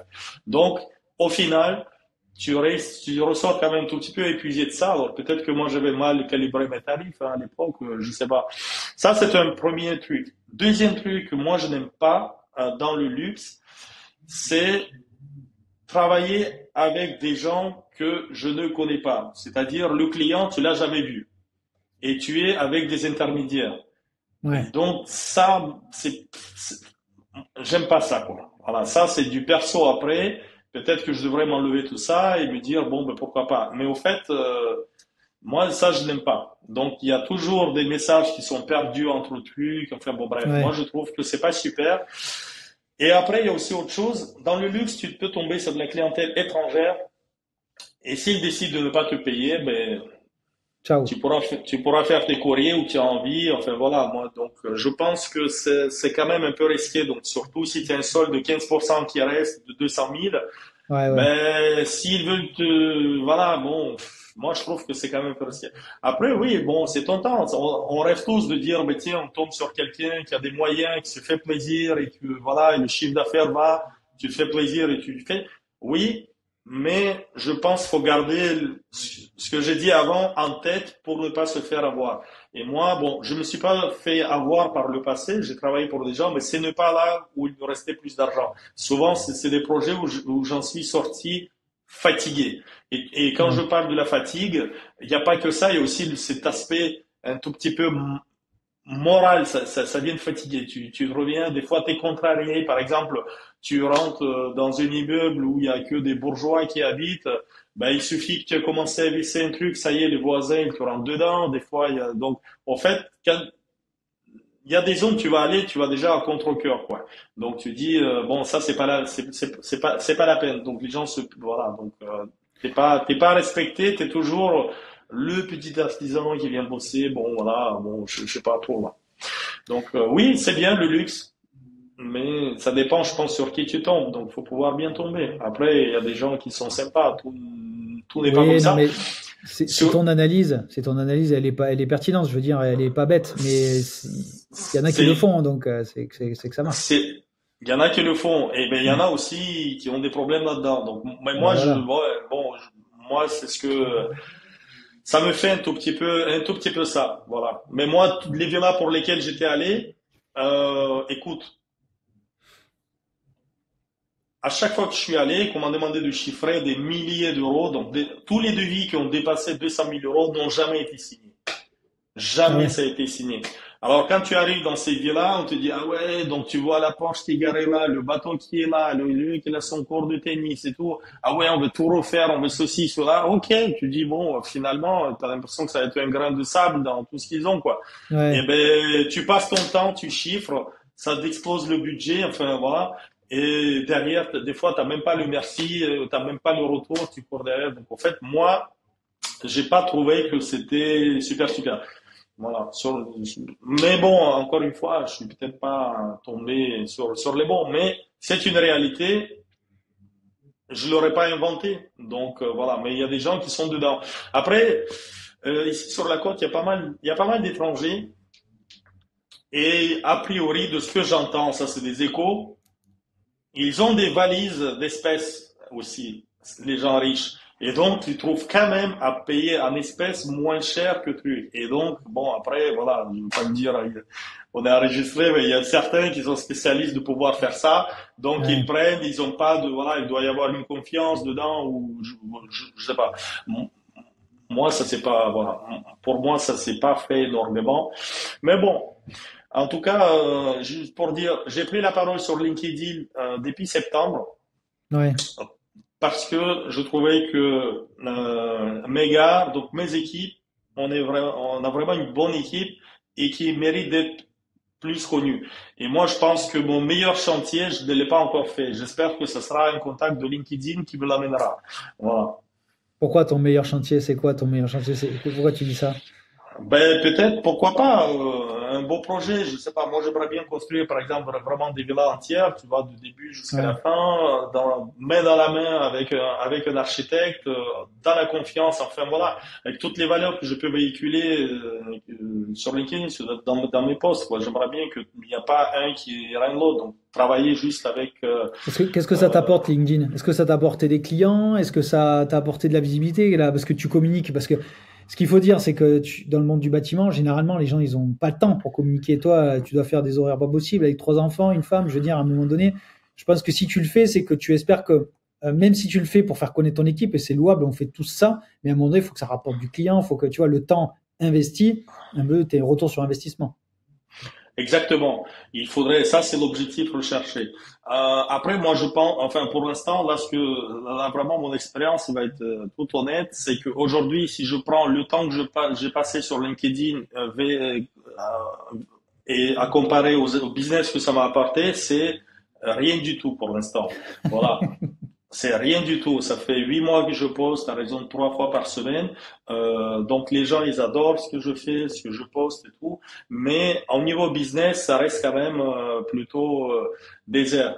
Je dis ça, mais en même temps, j'ai rencontré déjà via LinkedIn. Bon, on va dire, on peut toujours faire une parenthèse sur les premiers mois où t'es pas connu, tu postes et Ouais. ça part dans le vide. Bon, on parle de toujours à peu près de 6 mois de ça. Bon, quand même, dans ce laps de temps, j'ai rencontré vraiment de manière physique 3 architectes. J'ai signé un chantier en ce moment. Je fais d'ailleurs un chantier qui est avec un architecte. Alors, elle était de Versailles, son client était de Paris, donc il descendait là parce qu'il lui l'a acheté. Elle avait fait les recherches sur Internet, m'a trouvé. Bon, ben, ah non, elle m'a trouvé. Non, non, pardon, elle m'a trouvé sur LinkedIn du coup. Voilà, et on a signé. Ça On a représente signé. combien de volume d'affaires, ce chantier, par exemple? Bon, c'est pas pour nous ce petit projet quoi. Là, on est sur 40 000 € là. D'accord. Ok. Ouais, non, mais Voilà. regarde, 40 000 euros, ça fait 8 mois que tu postes. Bon, c'est sûr que tu pourrais te dire, bon, c'est pas ça, mais ça remplit un petit carnet d'une équipe, je pense, sur la moitié d'un mois, je veux dire, ou un mois, je veux dire. Oui, et c'est exactement ça. C'est exactement ça. Alors après, donc j'ai une autre architecte avec qui on a rencontré. J'aime bien ses valeurs et tout, donc je suis content en fait déjà de ces rencontres. Mais bon, hormis après, elle m'a fait chiffrer un chantier, ça s'est pas fait parce que le client, ben, il a fait chiffrer et puis il avait pas de budget. Bon, ça c'est pas fait. Ouais, Donc voilà. là, elle me fait chiffrer un autre. Donc je me dis à un moment ou à un autre, voilà, il y a C'est un que autre c'est long, en chantier fait. C'est long. voilà, ça prend du temps. Donc bon, tout prend un peu de temps. Donc et Mhm. en fait, si tu veux, quand j'ai démarré sur LinkedIn, moi j'avais un objectif simple. Je me suis dit, je vais faire connaître mes équipes pour avoir plus de travail. Mais le plus de travail, je le chiffrais assez simplement. Je me suis dit, aujourd'hui, j'ai déjà un volume de travail. Si par-dessus, je rajoute 10 partenariats, donc je trouve ne serait-ce que 10 architectes qui me donne un chantier par an, ça me fait 10 chantiers en plus à l'année. Et si on parle de 40 000 €, ben, ça fera 400 000 € en plus. Et c'est déjà très bien, quoi. Voilà. Aujourd'hui, bon, là, c'est la première année que je publie. Donc, si on enlève les premiers mois de pas connu, bon, peut-être le bilan, il est un peu, voilà, on peut pas le faire maintenant, le Ouais. bilan. Donc, espérons que j'y arrive. Donc ça, c'était mon objectif. Mais en même temps, je plongeais dans de l'inconnu, donc je ne savais pas c'est quoi les réseaux sociaux, à quoi m'attendre comme Bien résultat. sûr. J'ai dû moi-même faire mon expérience. Aujourd'hui, je peux dire une chose, c'est que j'ai eu la chance, j'avais un copain, quand j'ai démarré, il m'avait inspiré pour LinkedIn, et puis il m'a dit quand même, dis-toi bien que pendant 6 mois, vraiment, tu as l'impression que tu fais rien, quoi. C'est Ouais, vraiment... tu peux le citer, hein, à mon avis, je sais de qui tu parles. Ah ouais, c'est Arnaud. Arnaud, ouais, qu'on embrasse. Voilà, on lui passe, on lui Ouais, fait le coucou. Donc lui, il m'avait dit ça. En fait, ça m'a aidé parce que mentalement, ça m'a préparé à ne rien entendre de ça pendant 6 mois. Et ouais, donc, je ouais. me suis dit, je vais faire le boulot pendant 6 mois, en fait, pour rien, quoi. C'est comme ça que je me suis réglé. Je pense que il a eu Alors, raison de te dire ça, ouais. ouais, et Mm. ben, du coup, j'étais plutôt content parce que moi, j'ai fait, au bout de 4e mois, j'ai fait un post qui a dépassé 1500 likes, j'ai été invité à la radio, enfin, donc la visibilité est venue un tout petit peu avant. Pas Ouais. le business a suivi un tout petit peu derrière, mais du coup, pour moi, c'était plutôt une bonne surprise. Aujourd'hui, bon, autour de mon profil, j'ai l'impression quand même qu'il y a, franchement, ça prend, comme elle dit, ça prend plus, donc les gens interagissent, donc je poste, ça réagit, donc le réseau grossit, on est de plus en plus nombreux, en tout cas, Mais tu vois, à lire mes posts. la, Ouais. la question que tu pourrais te poser, c'est ce temps passé sur LinkedIn, est-ce qu'il n'aurait pas voulu, comment dire, ce temps, prendre ton téléphone et appeler 100 architectes pour en avoir 10. Exactement. Ça, Tu c'est vois, aussi, bon, ça, et c'est, après, ça, il y a une, ça, c'est, il y en a, pardon, excuse-moi, mais il y en a d'autres qui te diront, oui, mais bon, il faudrait peut-être faire, parce que passer des coups de téléphone, c'est pas anodin, c'est dur, franchement, c'est pas évident. Poster sur LinkedIn et faire un peu en fil rouge, oui, c'est sûr, c'est facile, mais c'est frustrant parce que ça met du temps. Et ça, faut le savoir. et, et évidemment, après, moi, comme j'étais artisan, comme tous les autres artisans, moi, la communication, j'en ai jamais fait. Et, Donc, si tu veux, pour moi, prendre le téléphone et prospecter, franchement, c'est je pas l'ai jamais naturel. fait. Eh C'est ouais. pas naturel. Bon, écrire des posts non plus, c'était pas naturel. Mais je me suis dit, il faut bien commencer par quelque chose, en fait. Ouais, mais tu te Et mets au bureau, tu t'en fais un, même s'il est mal écrit, c'est accessible. Tu vois? ouais, voilà. Bon, moi, j'ai jamais eu de souci d'appeler quelqu'un, mais je me dis, au fait, en fait, je me dis toujours, je vais appeler un architecte, et si je lui dis, ah ben voilà, moi, je cherche du travail, quoi, il va me dire, mais c'est qui lui, au fait? Mais non, mais Alexei, c'est pas comme ça. En fait, Ouais, je fais juste une petite ouais, aparté, mais pour te dire, parce que dis-moi. c'est moi le commercial de la bande. C'est qu'en fait, Hmm, si tu veux, le problème, c'est d'appeler dans le dur. Il y a rien de plus difficile. ouais, Honnêtement, bon, moi, je suis d'une école de la vente où je passais 100 à 150 appels dans mes prospections à une époque. Et en fait, la meilleure des façons pour pas faire un appel, c'est de créer des points de contact. Donc en fait, si tu veux, là, tu es sur LinkedIn. L'objectif, c'est que tu prends peut-être, je dis une connerie, 150 ou 200 personnes sur LinkedIn qui sont architectes à Nice. Tu leur envoies un petit message. Bonjour, je m'appelle Alexei Starkov, je suis Nice Travaux Rénovation. J'aimerais vous rencontrer ou vous expliquer ce qu'on fait. Et si tu as un site, c'est encore mieux. Regardez ce qu'on fait. Qu'en pensez-vous? J'aimerais échanger. Point barre. Tu sais pertinemment qu'ils vont pas te répondre. Si tu penses qu'ils vont te répondre, c'est que c'est que en fait t'es naïf. mais T'es sûr qu'ils c'est vont pas bien te répondre. c'est bien parce que quand tu as commencé à donner cet exemple-là, je me suis dit, ben l'autre jour, j'ai envoyé, je crois, 30 messages, zéro réponse, quoi. Mais c'est normal, Alexei. Il y a personne qui va attendre Alexei et Fabrice de Nice Travaux Rénovation. Il y a personne qui t'attend. Les mecs, ils sont. Moi, j'ai bossé avec des architectes de renom à l'époque. Bon, bref, même pour prendre des architectes, on va dire Hein? de, de ville, ils sont soit débordés ou soit ils sont lunaires, les architectes. Et Ouais. puis alors, il y en a de très bons. Mais ils t'attendent pas pour bosser. Par contre, c'est de créer des points de contact. Tu crées un premier point de contact. Ils te répondent pas. Deuxième, ils te répondent pas. Troisième, ils te répondent pas. Quatrième, ils te répondent pas. Et en fait, c'est ça qui est difficile à faire, c'est la résilience. Et moi, je le dis, hein, c'est peut-être un peu un hack que je donne en vente, mais c'est de créer des points de contact. C'est après, et le premier point de contact est le plus difficile. Mais par contre, le deuxième est plus facile. Tu leur dis, ben voilà, monsieur, madame l'architecte, je vous ai laissé un message. Est-ce qu'on peut discuter? Est-ce que vous en avez pris connaissance? Mais bien sûr qu'il va te dire non. Bien sûr. Mais c'est pas grave, tu le sais. Et en fait, il faut l'accepter, ça. Et bon, après, ben moi, du coup, je passe des appels même aujourd'hui. Hein. On a une stratégie que je ne dévoilerai pas aujourd'hui sur différentes cibles, mais je fais exactement la même chose. Et ça marche. Je te dis, ça marche. Mais il faut avoir la résilience de dire, OK, premier, deux, trois, quatre, cinquième point de contact. Bon, voilà, je me tais, mais en gros, c'est pour ça que, parce que nous, Mais, on communique partout, donc on essaie d'être visible, mais depuis quelques semaines, on a choisi nos combats. Voilà. Et celui que je viens de te donner en est un. ouais, ben, j'entends bien, mais tu as plus d'expérience que moi dans ce domaine-là. Moi, quand j'ai démarré, je me suis dit, j'ai pas appelé les gens comme ça. Je me suis dit, je vais bâtir une communauté sur mon profil. Je Et bien sûr. contacterai, ça me donnerait un peu plus de. Ça, c'était l'idée de base. Après, c'est vrai que j'étais pas tout de suite dans la soif d'avoir des chantiers. J'avais ce temps. Je me suis dit, bon, écoute, je commence à prospecter. il faudrait que ça fasse. Après, aujourd'hui, ben, évidemment, comme tout, quand tu fais un truc, tu veux avoir des résultats, à un moment, tu vas pas le faire. Je vais probablement finir par apprendre ta stratégie sans te la demander parce que à force Et bien sûr.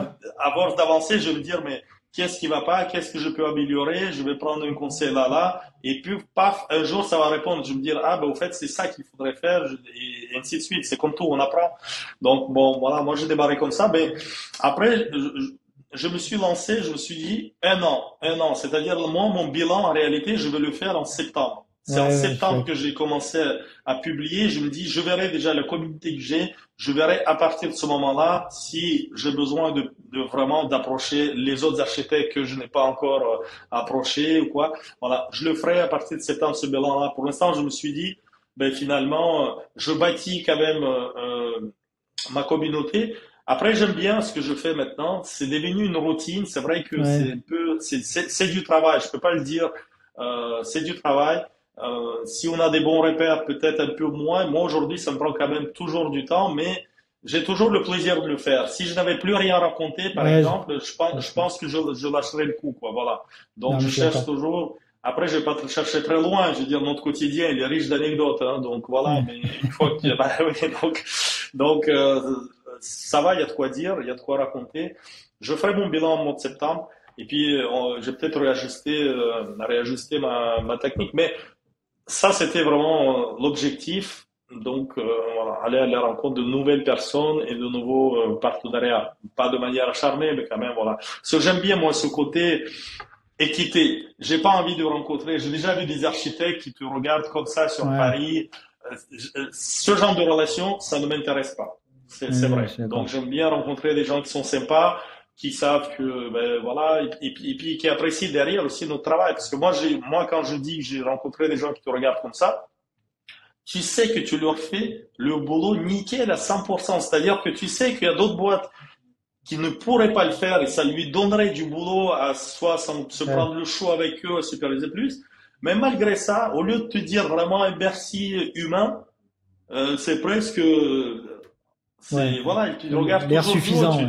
Mm. ouais, donc tu dis, au fait, voilà, donc, et ça, j'ai pas trop, moi, perso, j'aime pas. Maintenant, j'ai plus 20 ans, donc, moi, Ouais, ça si te passe tu, dessus maintenant. ça me passe au-dessus, donc moi, donc j'ai mon expérience, j'ai envie de travailler avec des bons humains, c'est franchement, si le feeling n'y est pas, je vais pas sur les chantiers, hein. Quand je sens déjà que c'est pas la peine, j'y vais pas, ça m'intéresse pas, 300 000, 500 000, Ouais. whatever, ça m'intéresse pas. Je préfère aller rendre, ben là, j'en avais fait un post là, dernièrement, là, en disant que j'ai accepté un chantier à 5 500 euros. C'était un couple de personnes à la retraite. Je peux pas le faire tous les jours, c'est clairement pas ma cible, mais voilà, ils étaient gentils. J'ai eu un coup de cœur, j'ai voulu les aider. Je me suis dit, ils vont se faire avoir. Et Dieu sait, ils vont Ouais, mettre des économies. Donc j'ai dit, voilà, donc j'ai plus de plaisir humainement à voir ça. Voilà. Ou le client qui s'achète sa résidence principale, on sait très bien qu'il s'installe, voilà, tu peux arrêter des cours, recommencer. Voilà. Donc je suis content de pouvoir. Mais dès lors que le mec il a l'argent, il est là, et puis toi il te prend pour tiens, toi tu discutes avec mon architecte. J'aime bien quand j'ai travaillé pour des gens qui ont un peu de moyens. Il y a deux types que j'avais bien aimé. C'est même s'ils ont un architecte, ils viennent quand même, ils sont humains, donc ils te disent bonjour, ils peuvent entendre certaines choses. Et voilà, même s'il y a un intermédiaire qui est l'architecte. Et j'ai eu moi plusieurs fois le cas quand les gens ils se sont dit parce qu'ils avaient sélectionné plusieurs et puis ils ont dit nous on veut bosser avec toi, donc ils ont viré ouais, les intermédiaires, ils ont fait confiance, on a travaillé, ça c'est sympa. Et j'ai eu aussi, bon, ça c'est dans ma vingtaine, hein, quand je prenais tout, parce que le chiffre d'affaires m'intéressait. Et là, j'étais tombé beaucoup sur des gens qui sont hautains, quoi, enfin beaucoup. J'en ai eu quelques-uns, c'était suffisant, quoi, qui sont hautains, et donc ça, je ne vais pas revivre ces expériences-là. Donc ça, c'est important. ok, Alexa, eh bien, écoute, on arrive un petit peu au terme de l'épisode là. Est-ce qu'il y a des choses que j'ai oubliées, que tu veux évoquer ou quoi que ce soit, non? Non, à part te Non? remercier de m'avoir invité ici. Tu sais, on peut parler, je pense, longtemps des sujets Ah, et maintenant. je lis mes notes, Il il y a plein de faudrait. choses, j'ai plein de choses que j'ai oubliées, mais j'essaie de tenir les 1 heure et on a dépassé plein de 20 minutes, mais c'est tellement passionnant. Et tu vois, le truc, c'est qu'on fait le même métier de façon différente, mais il y a des synergies, des valeurs communes, et c'est pour ça que moi, j'aime parler aussi de travaux. Et ce qui est bien, c'est que voilà, les gens, s'ils veulent en savoir plus, j'imagine qu'ils te trouvent sur LinkedIn, ou tu veux peut-être donner un mail ou un point de contact. Je sais pas, vous avez un site, j'en sais rien, ou c'est quoi le mieux pour te contacter là? Bah, le mieux, sur LinkedIn, on peut me retrouver, c'est Mm. Alexei Starkov. On peut me trouver aussi via mon site internet, c'est Super, on nicetravaux-rénovation.fr, mettra ça en tout, description, ouais. tout attaché. Voilà. Et le simulateur sort quand? Le simulateur, moi je pensais qu'il va sortir fin juin, c'est pour ça là la caméra, tu sais pas quand les gens vont écouter. Je préfère dire septembre maintenant. Voilà, je D'accord, ouais, préfère ouais, non, dire septembre. il sortira avant septembre, largement, fin juin, début juillet, je pense, donc du coup, Je, tu fais je bien de pense préciser. voilà, il va sortir là, mais on va dire à partir de septembre. Si les gens vont aller chercher et qu'ils ne le trouvent pas, bon, ça serait dommage. Donc, je préfère dire septembre 2024, c'est sûr. Voilà. Non, mais ce qu'on fera, c'est qu'on fera un petit follow-up là, ou un update là d'ici un an sur le podcast, pour voir un peu comment tu as traduit un peu ce simulateur, est-ce qu'il a apporté du business pour vous, faire Mm. peut-être un update d'ici 12 mois, quoi. Ce serait Ouais, intéressant d'avoir ça. ça serait intéressant, ouais, Et effectivement. puis Et, peut-être plus. je pourrais témoigner si j'ai eu mes 10 architectes, mes 10 Exactement, partenariats. ouais, exactement. Non, non, mais et si tu les as pas, c'est pas grave. Il faut peut-être, tu vois, l'entrepreneuriat ou en tout cas être mandataire social d'une société, c'est avancer, reculer, avancer, reculer, reculer, avancer, avancer, avancer. C'est perpétuel. C'est perpétuel, ouais. Donc en fait, il faut l'accepter. Des fois, c'est frustrant, des fois, voilà, et des fois, il y a des moments très bien, et c'est comme ça. En tout cas, c'est comme ça que nous Exactement. on essaie de le vivre, quoi. Bah, écoute, Alexei, merci beaucoup parce que j'ai apprécié la personne. Je pense on fait le même métier, je me répète, mais je pense qu'on le fait de la même manière, et ça, c'est cool. Donc il faut faire bosser des boîtes comme toi sur Nice, et il faut. Donc j'espère que ben voilà, ce podcast donnera une certaine visibilité à NTR et à Fabrice et Alexei en tout cas. Bon, allez, Merci je vous dis beaucoup à ciao à tout le toi. monde. Allez, ciao, ciao. Merci beaucoup. C'est la fin de l'épisode. J'espère que cela vous a plu. Mais on va pas se quitter comme ça. Et il existe 3 moyens pour continuer ensemble. Premièrement, me faire des retours. Je réponds à tout. Deuxièmement, la newsletter. On parle d'actualité sur l'immobilier, les différentes stratégies immobilières, mais on partage aussi nos dernières opportunités ou tout simplement découvrir l'avancée de notre aventure chez Green Living. Ou sinon, la troisième, c'est de pouvoir bosser, travailler avec nous. Et là, on a 2 formats, l'accompagnement et le clan. Donc je vous dis à très vite. Ciao.